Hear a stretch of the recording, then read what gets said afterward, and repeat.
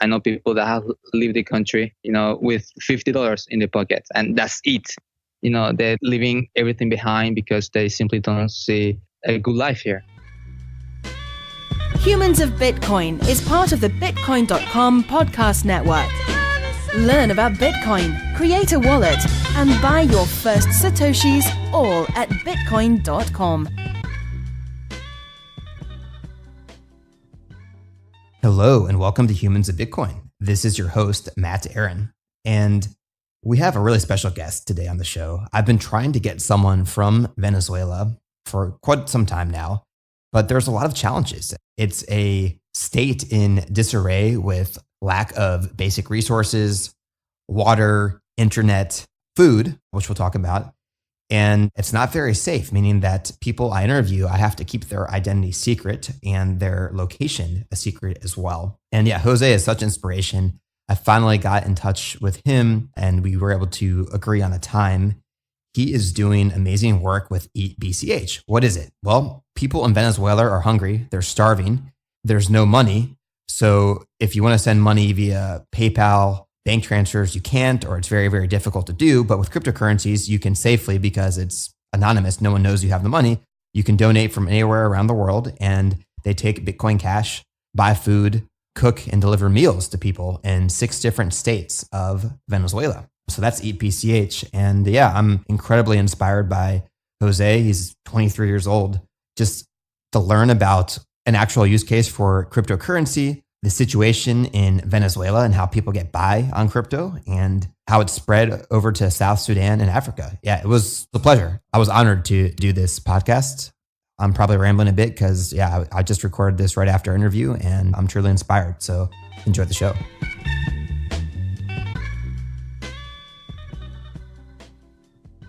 We are live with Jose from Venezuela.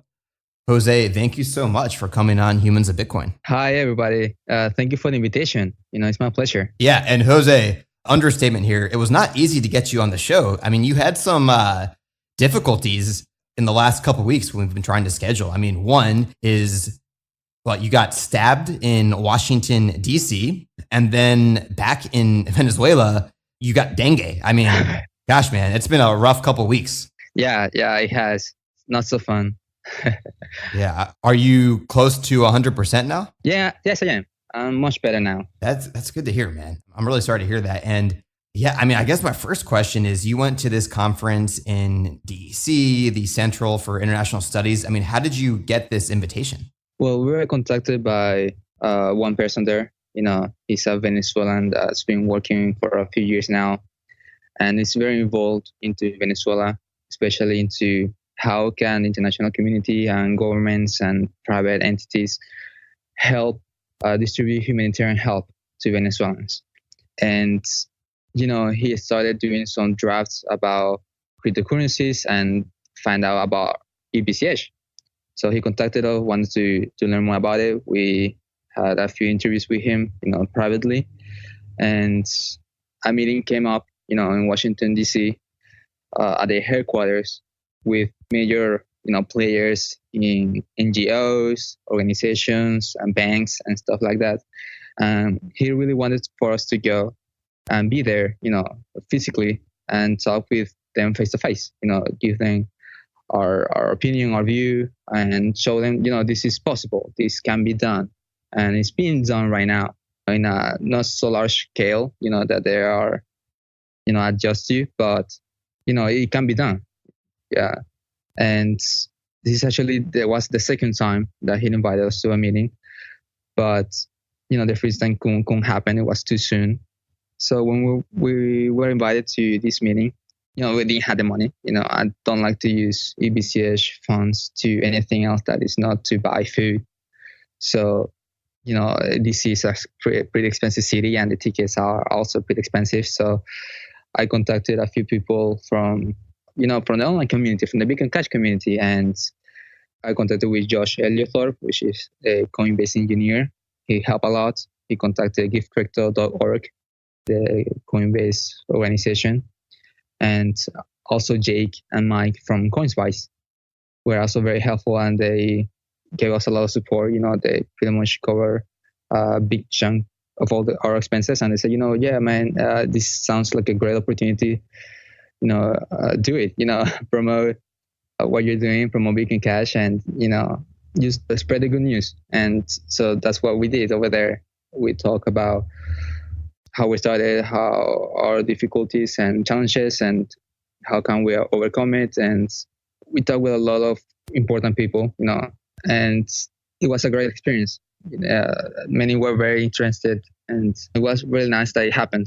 That's so cool. And so a couple of things here. Yeah, Josh Ellithorpe from Coinbase, he's amazing. Jake and Mike, they're part of the Bitcoin.com family. I think they still advise our company. So that's fantastic. You're able to get the support to get the, I know airfare is not cheap to Venezuela. I think plane flights are quite expensive, right? Yes, they are. Do you have any idea how much your plane ticket costs from Venezuela, Caracas to DC? Yeah, there's no straight flight from Caracas to DC. You have to take, another flight to Miami and then to DC, and just one ticket's around $800, $900. So yeah, it's pretty expensive. So it was over $1,000 round trip, or is that total round trip $900? The total round trip for 1 week stay. Yeah, I mean, gosh, from DC you can go to Europe, just about anywhere in Europe for much less than $900. Yeah, not many airlines are still working in Venezuela, so there's not many that ticket, so yeah, that drives the price up. Not many companies want to keep going to Venezuela. For sure. Yeah, it's really unfortunate. And listen, Jose, we're really lucky to have you on the line because I think, knowledge is power. Understanding what's actually happening in Venezuela. Unfortunately, people know it's bad, but how bad is it? I mean, even going to the airport, security, did you feel safe going to the airport? I mean, help paint the picture of just, the logistics right now inside Venezuela. Well, Venezuela is a small country, but, it's still a country. There are many different situations around it. And my experience here, the city where I live, for example, it had issue with everything that people need, food, water, for example, water. The place that I live had shortage of water, like most of Venezuela. And I go to bathroom right now and open the faucet, and there's no water coming out. We only have about half an hour or one water coming out every 4 or 5 days. So everything else we have to go to another city or try to buy from private companies that sell water because, there's no water coming out, and you need water. So, yeah, the security, Venezuela is one of the most dangerous countries in the world. Caracas is one of the most dangerous cities in the world. So the whole thing of going to Caracas and, going to the airport was a bit, a bit scary, but not that much. I'm Venezuelan. I've heard some pretty scary story, people that sell everything they have here and live to another country, they move out completely and they get it in customs because they saw that they have a lot of cash and people steal their cash, the same officers and customs. And whether it's at the airport itself or going there, they get this luggage stolen or anything. So that part was scary. Well, the good thing, in quotes, is that I don't have a lot of cash. So most of what people donated to buy stuff were giving in Bitcoin. So the officers and customs and things like that didn't even knew I have money in Bitcoin. Had it on my wallet, so they can really figure that out. And it's really, really, really, really hard for them to get to the point to even check it and check your phone or your laptop or whatever. So in that way, I found Bitcoin that it was much safer. I could carry hundreds and, and be safe. In any case, if they take your laptop or your phone, you can always, use the seed words and recover your money. So I see one big benefit of using Bitcoin over cash. US dollar, for example. Yeah. And so I've explained that to a lot of people, and I think South Sudan as well, other countries, Syria. Cryptocurrencies are amazing for refugees in this very tough situation. You have to leave your country. Yeah. You could literally memorize the passphrase in your head so that you could have zero evidence that you own this cryptocurrency, as opposed to getting everything confiscated at the airport. And then when you get to a new country, you don't start at zero. You start with all the cryptocurrency you have. I think that is revolutionary by itself. Right. It is. Even if the worst happens, you can always retrieve your money when you get, to the sea on this case. So that was really gave us a lot of peace of mind during the trip. And Jose, I've also heard that people get robbed inside the airport. And I just want to point something out now. I mean, we'll get into this in a couple minutes here. You obviously care a lot about Venezuela and humanitarian aid, and you're doing great work. But I don't blame the many Venezuelans that have fled the country because life is unbearable. And I've seen this pattern, Jose, in Colombia, Miami, where a lot of times the younger generation in their 20s and 30s, they get out of Venezuela because, there's no job, there's no work, it's unsafe. Yep. But their parents a lot of time end up staying in Venezuela because they might be in their 50s and 60s. And they're like, I don't want to start over. I'm too old to start over. This is my country. I have everything here. So you see these just new generations of kids leaving their parents and going to completely different countries. Yeah, it happens. Every single family has, cousins or brothers, friends that have left the country. Some I know people that have left the country, with $50 in their pocket, and that's it. They're leaving everything behind because they simply don't see a good life here, and they have experienced how every single year, every single month, their life has turned to the worst. Their money it's not enough for them to afford not even food. So they see, I can go to Colombia or Brazil and work over there, the same work, or maybe even less work than I'm doing right now here in Venezuela, and earn more and help my parents or my grandparents or my aunts and cousins that are back in Venezuela. So many are living really with one backpack, and that's it. For example, I'm on my last semester of college, university, and many of my classmates and friends have left the country, have stopped going to university, and they simply stop because they say, doesn't matter if I graduate or have a degree, I'm going to earn enough here in Venezuela with a job to even afford food. So they simply leave to work anything they can find in another country instead of paying all the money in university here. They use it to buy a ticket, one-way ticket out. So yeah, there are people that are leaving everything behind. And you weren't tempted at all, when you got to DC to stay and not return because you have your mission and I'm guessing your family and all these things happening with EatBCH. But yeah, some of your classmates, you said you're in your last semester, you're a young guy. When they graduate, in Venezuela, what salary, if you can get a job, would you expect monthly for a recent Venezuelan graduate? Well, right now it's a salary that you can find. An average salary is around $20 maybe at tops. So it's, working what? 20 per month or per week? Per month. And it's only possible because there was an increase of minimum wage, nationwide by the government, which caused a lot of companies to close down because they can afford to pay the employees $20 per month. The previous salary was around $2. So it went from $2 to 20.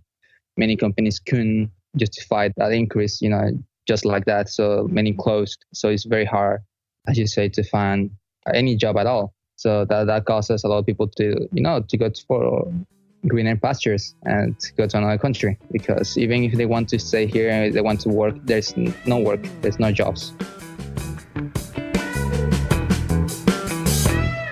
Jose, into food, right? EatBCH, Bitcoin Cash and food and aid for Venezuela. It's a peer-to-peer electronic food system. I love that slogan there for what you're doing. But I have friends that have gone to Venezuela and they've used Dash, for example. And they said, yeah, I paid my taxi driver, my hotel, and the restaurants all in Dash. With the Bolivar unusable, I saw another video, someone at Papa John's, the pizza franchise, paying for pizza with Dash. And I think also with Bitcoin Cash and some other ones. But can you get around now with cryptocurrencies in Venezuela? And again, let me just preface this. I realize that when I say Venezuela, I'm talking about a country with many states, and it's different, on the Brazilian border than it is on the Colombian border or in Caracas on the mainland. But I'm curious as to your insights there in terms of just paying for everyday things and food with cryptocurrency. Well, yeah, cryptocurrencies have, become a more and more common alternative.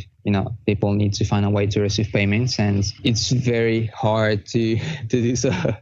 Interesting means, for example, even getting a card processor, to take debit cards or credit card is pretty much impossible. You need to get them on the second market, or you need to import them, and they are hundreds of dollars. If you have a small business owner, who can barely afford 2 employees, they don't have enough to pay for that. So they don't have a card processor. And other alternative is to receive bank transfer, like wire transfers, which, if from another bank takes a day to confirm, and it's very cumbersome. It's very hard because you need to have a phone that connects to the internet to go to the bank online and add all the details of the merchant and do the payment. So cryptocurrency is one alternative that is popping up more and more online. For example, on the freelance Venezuelan community, it's pretty much the standard now.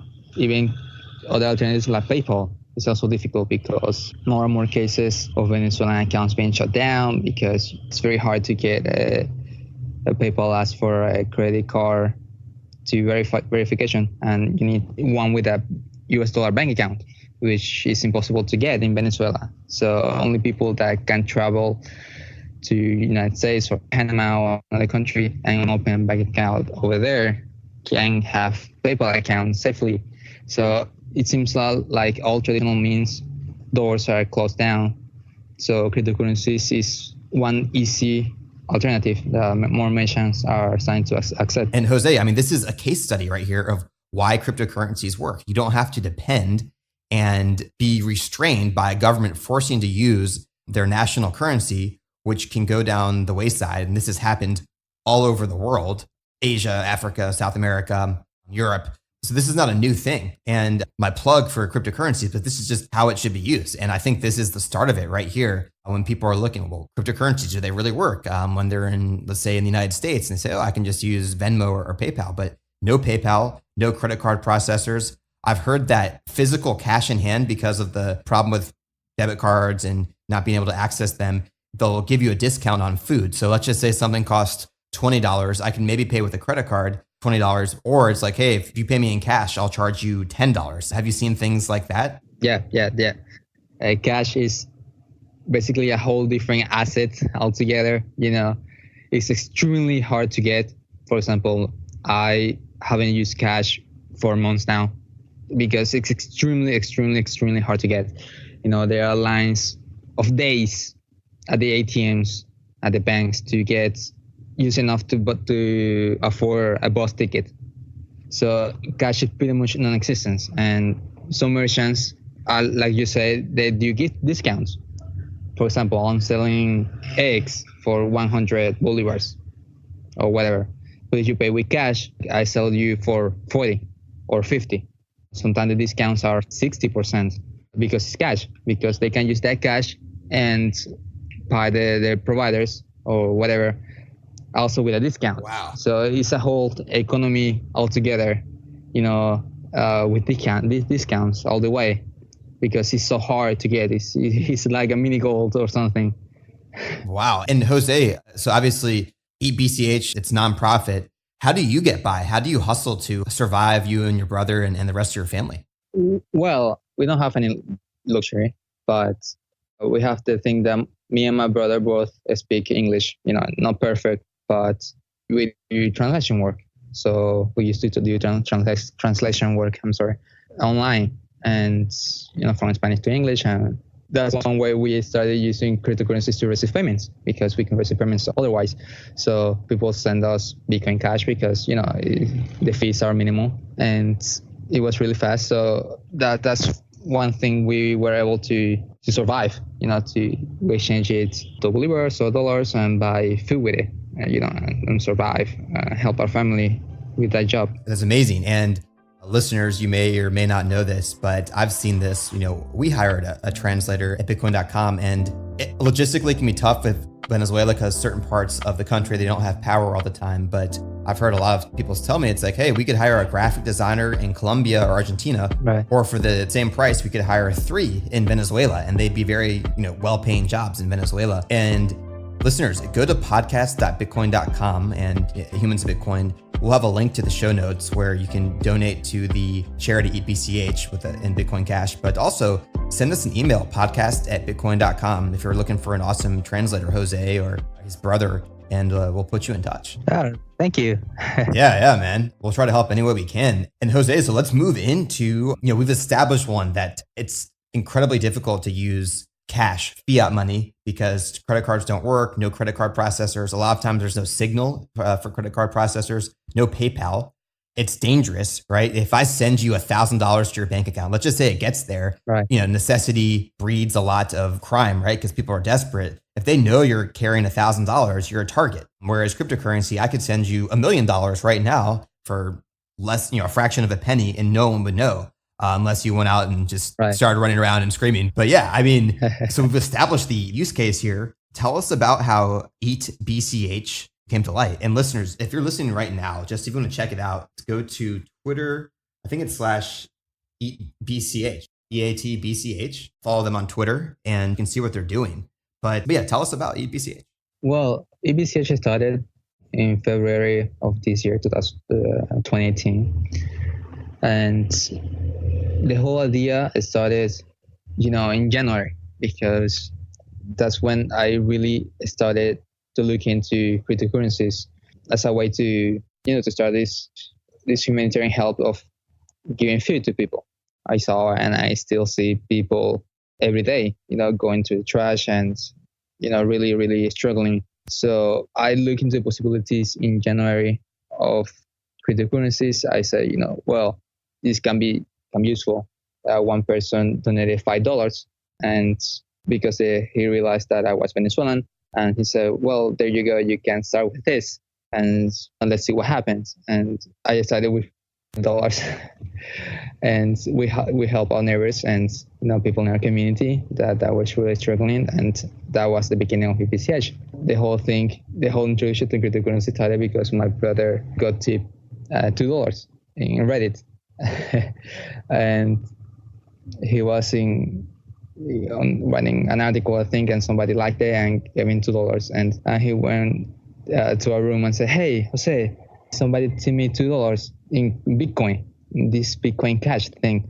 And that was an eureka moment, because I realized that some stranger from who knows where, without knowing my brother's name or details or bank account details or anything at all, was able to send him money. And when I saw that, and we play around with it and say, hey, we can actually use this. We can actually move it to a wallet. We can actually send it back and forth.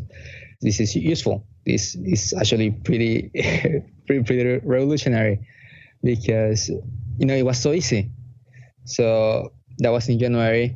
And I started to look into other cryptocurrencies, and we look into really top 20 or so, and we settled with Bitcoin Cash because in January a Bitcoin BTC transaction was $20 or so. Even Litecoin transaction was cents.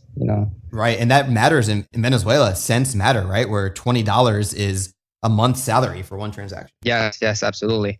And even Ethereum also had like a couple dollars transaction fee.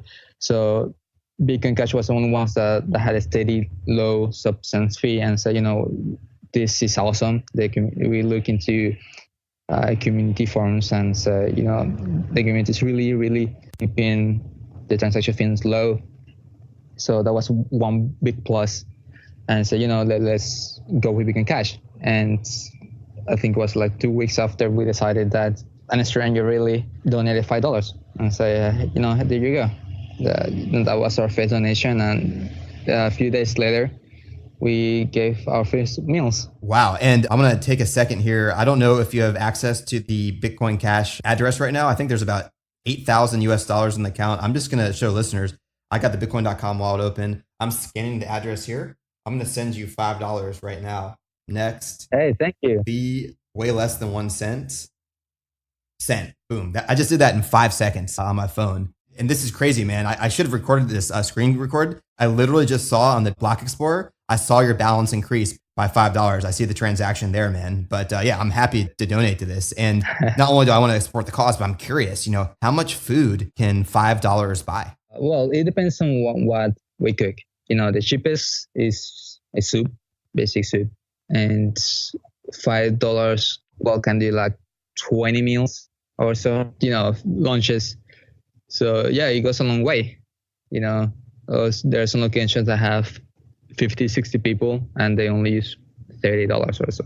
Yeah, it fits a lot of people. Wow. Okay. So 20 cents or so per meal. I realize soup is cheaper, can be rice and beans, might be a little bit more expensive. So you guys get the Bitcoin Cash, you have the donations, right? You have $8,000 right now, more or less, in your account. You've received total $17,500. I'm just looking at the address here. The cool thing about a Block Explorer, you can see all the money that's coming in, and it looks like you've gotten quite a few donations just today, which is great. Okay. So Jose, my question is, you have the Bitcoin Cash. Then how do you find vendors, and do you have to educate them on what cryptocurrencies are when you make these purchases from them? Well, not all vendors accept cryptocurrencies. Sometimes we have to compromise and change it to dollars or bolivars to get the food, because since we're so spread, we have work in 6 states. Having one vendor that takes Bitcoin Cash is not enough to provide for everybody.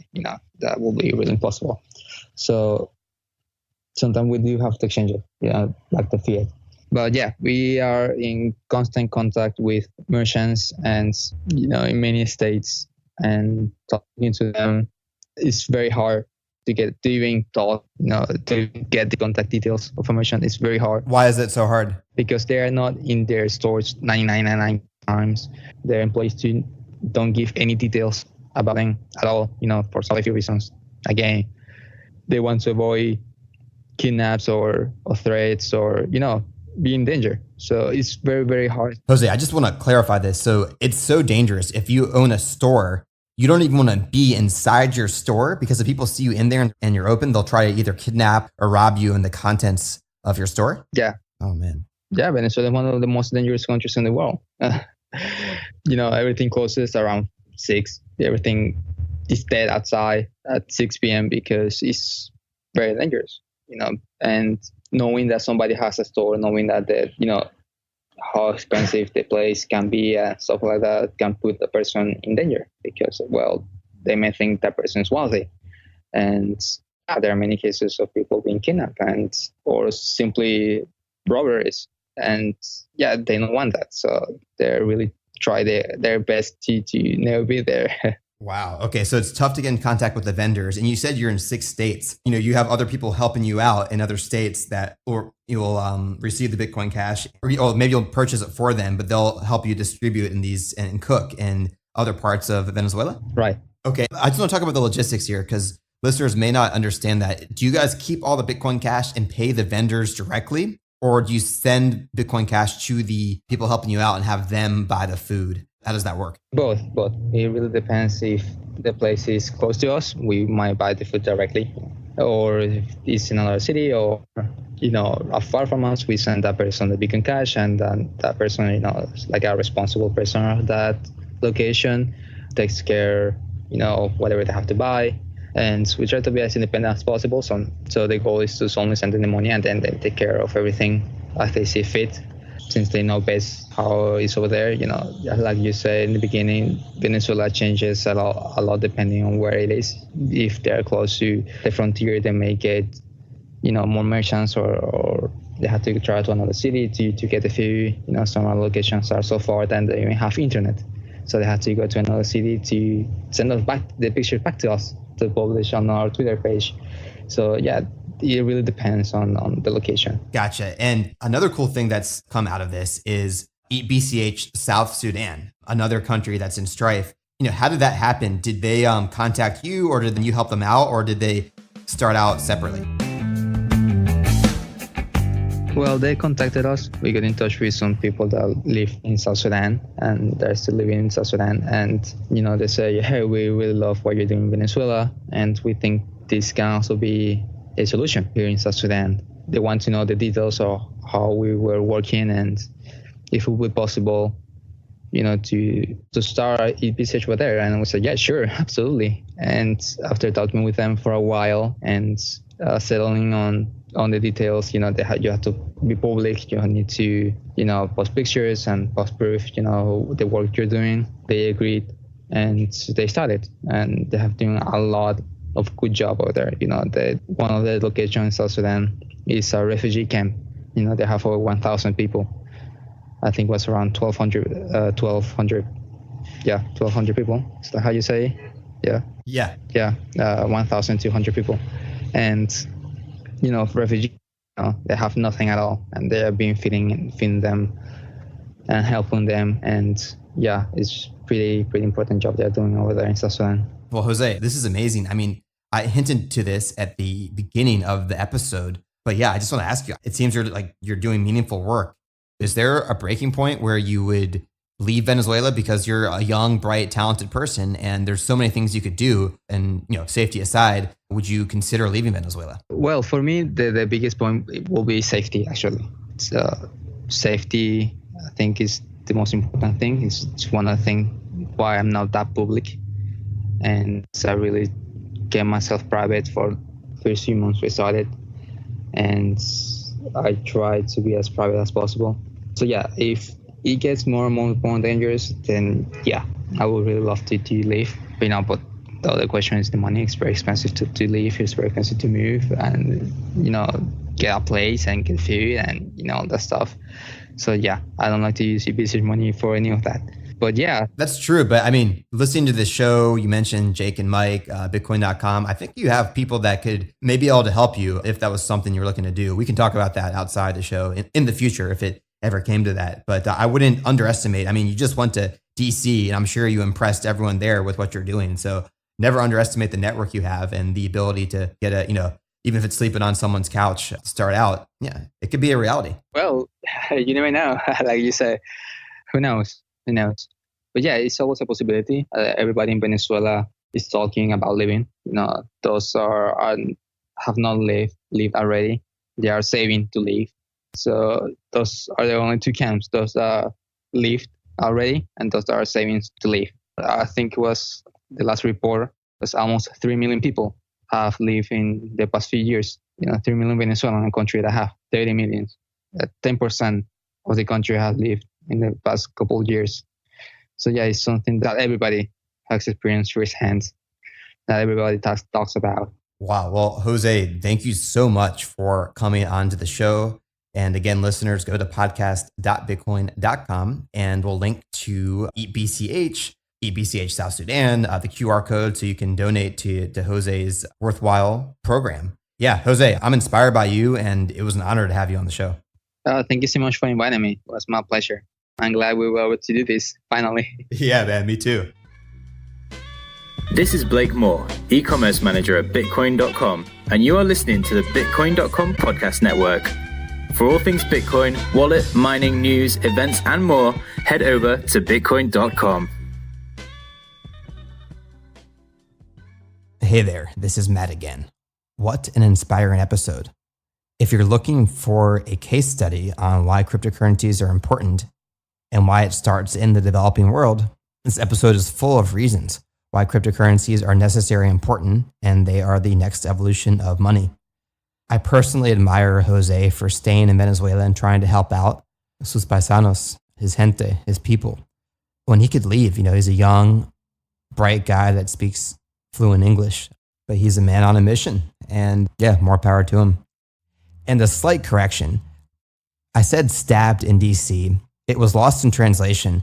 What Jose meant to tell me before the show was he got stung, but he's allergic to bees. So he was in the hospital after getting stung by a bee before getting dengue in Venezuela. Not pretty, but much better than a stab wound for sure. All right, please share, subscribe, share on Twitter, Facebook, Instagram, Humans of Bitcoin. Get this out to as many people as possible. We're proud of the work we're putting out week to week. And yeah, we're going to keep it coming. Thanks so much, and we'll see you soon.